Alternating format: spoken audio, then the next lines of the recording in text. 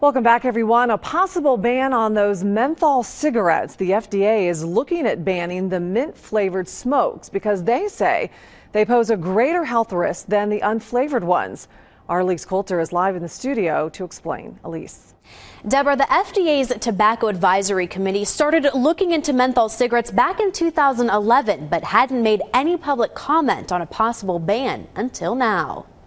The flavor of cigarettes is not why I smoke. They all taste like dirt, in my opinion. Michael Leonardi is like thousands of smokers in Dayton, lighting up a menthol cigarette, which he started smoking at a young age. And when asked if a ban on them would have stopped him from smoking, So they're putting way too much emphasis on the whole cigarette thing. There's a lot more harmful of things out there that they need to be worried about. A study of menthol cigarette smokers by the FDA found the minty flavor in those cigarettes is likely associated with greater addiction. If you want to smoke cigarettes, you're just going to smoke cigarettes. Jeffrey Ruzick also disagrees with the agency's findings that the menthol cigarettes are geared towards kids and make it easier for them to start lighting up. Oh, I think that comes from the family and the parents and whoever they're surrounded by.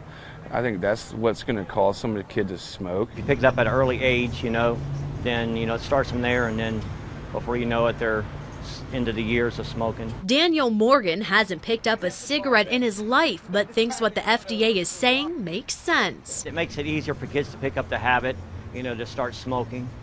It just makes it easier for them. But even with differing opinions from smokers and non-smokers, Leonardi thinks the decision is yours and yours alone. Don't smoke. It's expensive, but if you are going to smoke, that should be your decision, not the government's. The FDA has now issued a preliminary public health assessment and a formal notice for public comment. They will also fund 3 additional studies on menthol cigarettes. That would happen before any sort of ban or new rules would be issued. Reporting live in the studio, Elise Coulter, Fox 45 News.